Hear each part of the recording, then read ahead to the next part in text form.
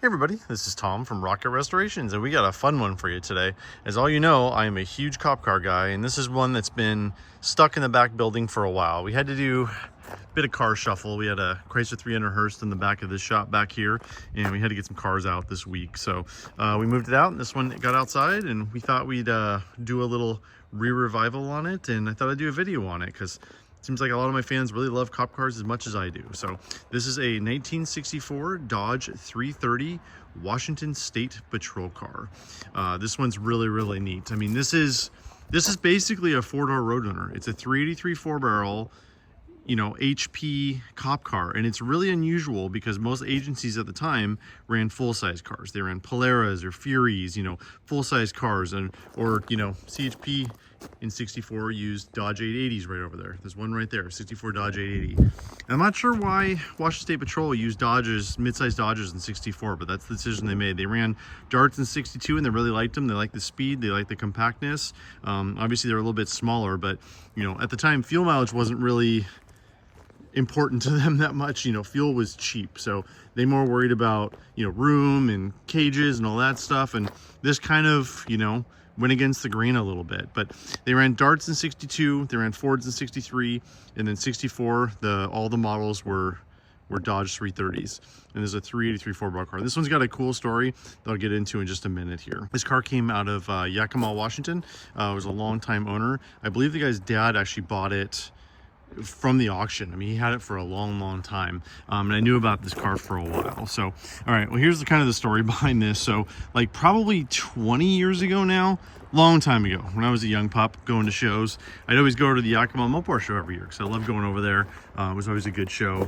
That's like a couple hours from me here, and I'd go over there, and then my friends over there knew I was into cop cars at the time. I had my gold 72 Polera Washington State Patrol car, so they told me about this car, and it was in not the nicest part of Yakima. I'll just put it that way. There's some areas over there that are a little sketchy, and it was kind of in one of those neighborhoods. And you know, I knocked on the door, and you know, guys like, no, it was my dad's car, it's not for sale, I don't want to sell it, blah blah blah. So you know, we'd stop by once a year. I'd go over there, knock on the door, and he said it wasn't for sale, wasn't for sale. He was always real nice about it, but you know, it was just kind of sitting in his backyard.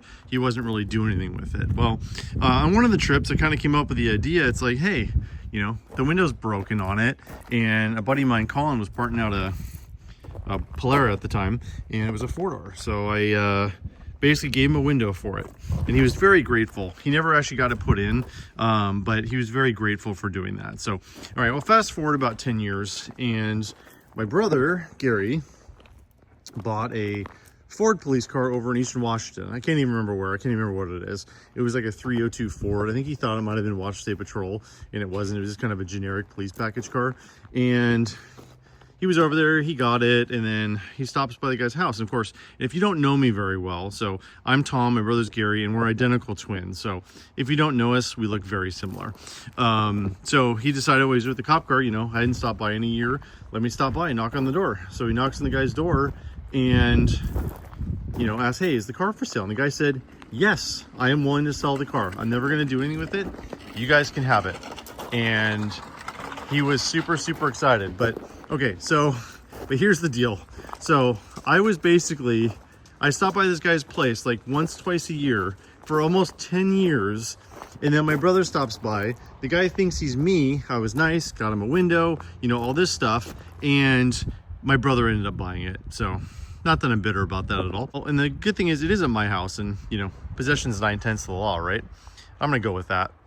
So my brother got it licensed and everything. We actually got it running at the time. And then, you know, my brother's got a lot of projects. He hasn't been able to get to this thing. So it just kind of ended up on the back burner. And when I moved over here, it just ended up in my shop over there, kind of buried. And he's got plans to do this car. This is the next car he's going to restore. But I don't know. I just haven't been able to find a good paint guy lately. And he does want to restore this one pretty soon. But what makes this car unique? So this one's really cool because it's a factory police package car, and there's a lot of really unique pieces on this car that you never see on anything else. You can see right here, they actually didn't order a mirror on these. Mirrors were still optional in 64, but WSP actually put this little, I don't know, wink mirror, I guess, on it. But that's actually, I mean, I guess it's not factory equipment, but you know, the Washington State Patrol put that on. I'm gonna go into more detail in these pictures later, but here's a picture of the mirror on a car. It had an antenna hole on the roof. right here with a cork to kind of keep that from leaking, which is really neat. I mean, we've had this inside since we've had it, but it's nice to be able to keep the water in there, or water out, I guess. These things are really, and of course, spotlight over here. Another interesting tidbit is they used a 5-inch spotlight instead of a 6-inch spotlight like they used on the later cars. And there's a lot of really neat stuff on here. So they had extra wide wheels on them. This thing had some stuff that really not very many other Mopars got. So first of all, it's a 383 4-barrel motor with some interesting paint on it, like white and blue. I'm not sure what's going on there. I don't know if I actually checked if this is numbers matching motor or not. Honestly, on a cop car, it doesn't really matter that much. As long as it's a 383 HP, that's all I really care about. There's some interesting wiring over there. I think they actually converted this to electronic at some point. We'll have Jamie trying to get this thing running in a little bit here. Yeah, some interesting wiring, but 383, oh yeah, electronic ignition. It's right in front of my face. So as I said, some unique stuff on here. These all had battery heat shields. They all had sway bars, which are extremely rare on these early B bodies. Not very many cars got those. That was basically 426 wedge cars got them. Max Wedge did not. Sway bars slow you down for drag racing. You don't want, they basically prevent the car from going up in the front because it kind of ties both sides together and it adds weight. You don't want a sway bar. But the 426 wedge cars got that. These have 11-inch drum brakes. So these basically have 11 by 3s on the front, and I think it's 11 by 2.5 on the way back, which is basically the Roadrunner brakes. These still do have the tapered axles though, which, you know, is not the best design in the world. They got away from that in 65. This is the last year for that actually. But they have the big brakes. They have the 383 4-barrel motor. They have extra heavy duty wiring and alternator on them. They have a certified speedometer, which is right in here. Certified speedometer. Very neat. I don't know what that is. That's emergency flashers, I think. Interesting. I'm not sure if WSP did that or not. That's actually a good question. They had extra heavy duty amp gauge. So see how it says -60, +60 on that? That's police car only. And of course, this would have had a radio delete in it. Somebody added a radio at some point, which is, you know, not surprising. It's kind of what they did. There's a caution, please wear seatbelts on there. And then there's a sticker. What does that say? Accessory number 060-807-221. I am not sure what that means. Caution, fasten seatbelts. Really neat. These had a throttle lock, so when you're sitting off with the radio on and, you know, get somebody pulled over, lights on, radio, all that stuff, you actually raise the idle so the alternator would go up. These have an oil pressure gauge on them, which I think all the 64s got the oil pressure gauge, but that's nice. Instead of having a light, you actually know what's going on. And of course, this is still the push button. This is the last year for that. In 65, the federal mandate went to, had to be a column shift. Rubber floor mat car, which I think this thing actually has floor pans, which is a minor miracle.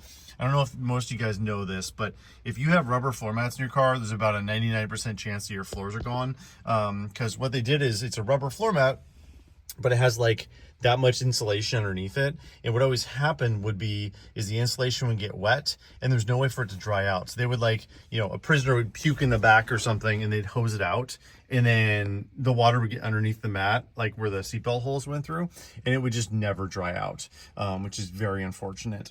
So they're always usually bad. And of course, this thing's out over in Eastern Washington, so pretty much everything plastic on here is toast. So we do need to get a dash pad for this thing. We've got a lot of parts for it though. I said I didn't bother to clean this thing out, but you know, when we got 64 parts, we generally threw it in here. We got NOS taillights for it. There's a lot of really good parts we have for this car that will go for it when it finally gets restored one of these days. He said, I'm not sure what my brother's exact plan with this thing is, and got next to the extra window for it and all that, but the body's really not too bad. The fenders are a little beat up, but we've actually got two really nice fenders over here for it. It's got some rust in the bottom down there, and the front's hit, which these always get hit in the 64s. It's super hard to find those headlight rings. The inner ones are easy to find. These are always hard to find. As I've said multiple times in videos, you can always tell by whatever piece sticks out the most.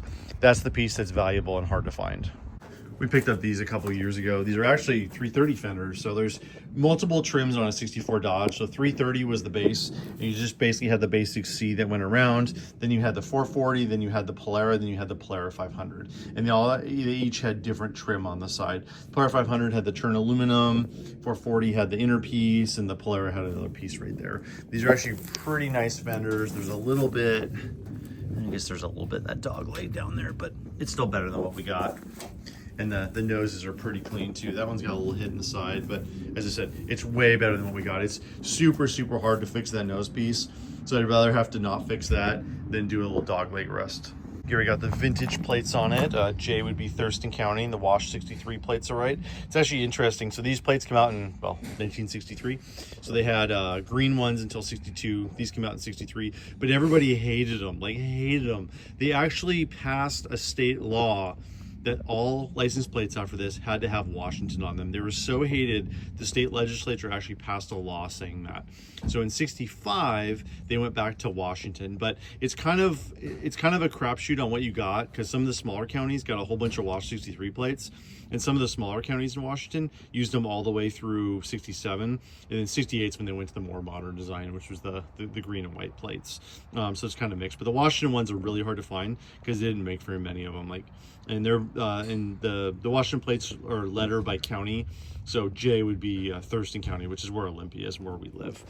So apparently I just, my brother was watching me film and mentioned that these were actually plates that the guy's dad actually got. So you think he bought it from auction in Thurston County, where of course, you know, Washington State Patrol was headquartered at the state capitol, and they were actually in the trunk, and that's what he registered them with.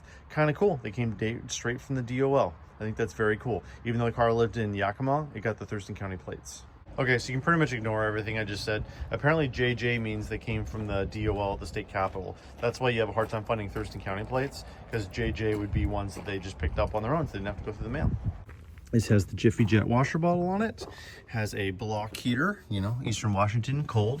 So they put the thing down there with the plug. So it's got a bypass that goes back in there, kind of neat. Manual steering on this. It does have power brakes, which is kind of interesting. You would have thought they would have manual brakes on a cop car, but you know, manual steering, power brakes, which is interesting. I kind of wonder if that was added. I'm gonna have to look. I think my brother got the IBM card for this. I'm gonna have to look at that because I'm kind of curious. The VIN is right down here. It's kind of hard to read. The first two numbers are stamped. So it says 69. So 6 is Dodge midsize car. 9 is police package.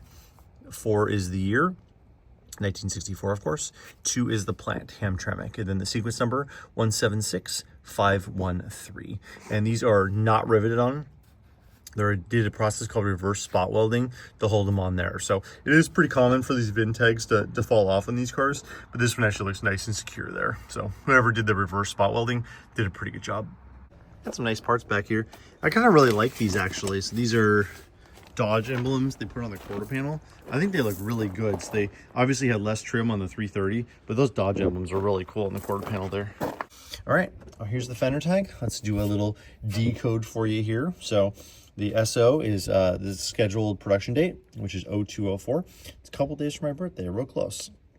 Under the number, the 2551 is the vehicle order number. The 693 is the first two numbers of the VIN. 6 would be midsize Dodge, 9 is police package. You know, I'm not sure what the 3 means. 69 is the first two letters of the VIN. I'm not really sure what the 3 means. I'm gonna have to do some more research on that. The next one is K1B under trim. That's the interior code. So K is police spec interior, so it's a little bit more heavy duty than the normal one. 1 is cloth and vinyl, and B is for blue. As you can see right here, original cloth seats. They put a seat cover on them, and we actually have new seats and door panels on order from SMS from this, and it's been a while since we've got them. I'll just leave that at that. The color code is EEE, which is dark blue metallic. So there's a different color there. It'd be two-tone or something like that. Under the capital A is 5. That's 727 torque flight transmission. The 2 under the B is power brakes. The 8 under the F is a radio suppressor package, which is actually already there. Super, super hard to find that. That was so it would reduce the electrical noise from the coil so the cop radios would work. The 5 under the G, I am actually not sure what that is. It's not in my decoder book. It's probably a police car only option. Under H is heater. It's very convenient. They made H under heater, and that's just a regular heater with no air conditioning. They didn't pop for air conditioning for their officers yet at that point. Under the capital M is 3, and that is backup lights, which of course were optional on these cars. Now, I always thought this was kind of interesting. So on a Polara, they had taillight, backup light in the middle. On a 330 to get backup lights, they actually put them around the license plate. Those are actually quite hard to find because it's basically 330 with reverse lights only. And a lot of 330s were very low option cars, so a lot of them did not get the reverse lights. But it's kind of interesting that the Washington State Patrol decided to, you know, spend up a little for safety there. Under the capital N is 8, that is the Jiffy Jet washer package. Under the QR is 06, which is 383 4-barrel, which is 330 horse, which is interesting. That was 10-to-1 compression, and they basically kept that all the way through the Roadrunner. You know, in 68, and they came out the Roadrunner motor, that was 335 horsepower. So there's a 1 under the capital S. I do not have that on my list too. Must be police package stuff. Under the T is battery, which is the 70 amp battery, which was the police special one, which was the special heavy duty one. Kind of neat to have. And under the W is 9, which is new car service, less gas police. Not actually sure what that means. And then under the X, I don't have that one either. Again, that's probably like certified speedometer, spotlight, like roof reinforcement, something that's not in the My Dakota book here. Thanks to Gail and Gobier for that. Then 709 there is special order package. So there you go. That's the fender tag on this 1964 Dodge police package car. And the 330s just got this Dodge on the back here that none of the rest of them did. This is always kind of a nice trick too. Hide a key. Well, kind of hide a key, I guess. But underneath the emblem right there, more neat parts in here. I actually can't remember what these wheels are. I think these are maybe correct wheels for it that we stashed in here. Honestly, it was so long ago, I don't remember. There's a radio delete plate in there for it, because of course we're gonna put that back in. Extra spotlight, some window trim, some fender trim, some good stuff. Those are the hubcaps that should go with it right there. We've got a full set of those in there. I've got lots of those around. Those are kind of hard to find. Washington State Patrol put a shelf in here too, so you can see back there there's actually a special shelf back there that Washington State Patrol used there. Kind of neat. Here's a neat picture we got from the Washington State Patrol archives that shows the shelf with the radio equipment in the trunk. Pretty neat to see what it looked like when it was new. A little bit of Washington State Patrol history for you here. So we actually had the amazing opportunity to get into the Washington State Archives a few years ago, and they had some absolutely amazing pictures of these cars in service. So it's actually interesting. So when the freeways came through, they built I-5 and 405 and the major freeways around here. The State Patrol actually decided that the white cars would be more visible. So they actually built blue cars that were generally like Eastern Washington or more rural counties, and then they had white cars that were a little better marked for basically the interstates. So, and I'm super excited to share some of these pictures with you. These are pictures we got from the Washington State Archives, and all credit should go to them. So here's a great example of a white car. So again, these came out in 62. It was the idea with the new freeways coming out that they would have, you know, white cars because they were more visible than the blue cars. Also notice it has a light on top. So the blue cars did not have a light on top. I think they just had grill lights and a siren, and that was it, which is kind of crazy when you think about it, but it's kind of one of those things where it's like there was innovation in the police departments that, you know, put a roof light on, it's way more visible, like behind chasing somebody, someone going down the road. It makes a lot of sense, but they hadn't quite figured it out at that point. And here's an interior shot of one, which is kind of interesting because I'm pretty sure it's before they put any of the equipment in. But you can notice the optional seat belts on there. Those were not standard. The spotlight and the full horn ring. And here's an outside picture of a blue one with a proud new officer standing next to it. Notice no roof light. The wink mirror and the spotlight has State Patrol on the side, and it's blue with the State Patrol on the front of the hood too, which is a cool look.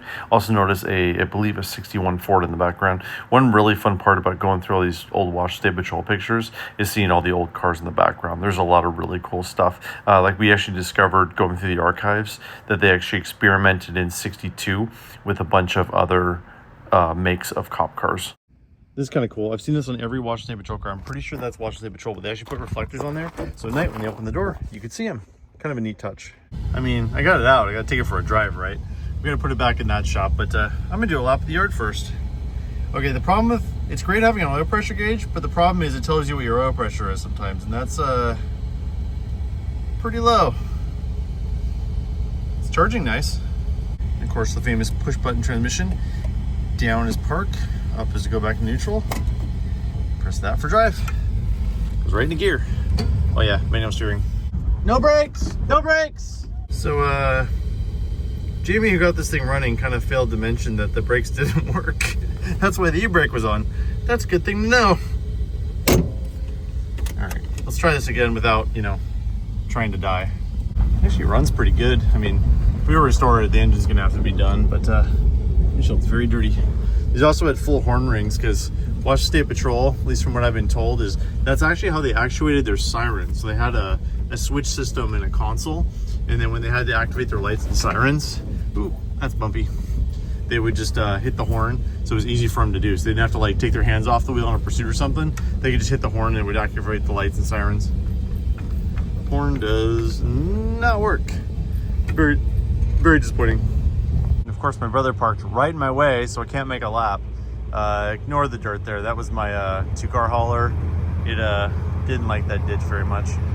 Speedo works too. A little bouncy, but still charging. Temp and fuel still isn't coming up. That might just be the voltage limiter. Usually when multiple gauges are out, it's usually the voltage limiter. See, there's a 2-car hauler with all the dirt in the back from when I manicured my lawn. All right, let's see if we can get the shop without killing anybody. It is a little tight on that corner there, and you know, all I've got is an e-brake here. Evan had the excellent idea to take the hose out of the temporary tank and run it until basically it dies. That way there's no old gas in the carburetor. This thing's probably gonna sit for a little while till my brother gets it restored, at least a year or two. So you don't wanna leave raw gas in places where it doesn't need to be. I am really looking forward to my brother deciding to restore this thing because, you know, it's at my house. I want to steal it and drive it because these things drive fantastic with the heavy duty torsion bars, the sway bar, certified speedo, 330 horsepower in a mid-sized car. These things are really, really quick and they're really, really fun to drive. So, all right, well, this is Tom from Rocket Restorations. I appreciate everybody for watching and we'll talk to you soon.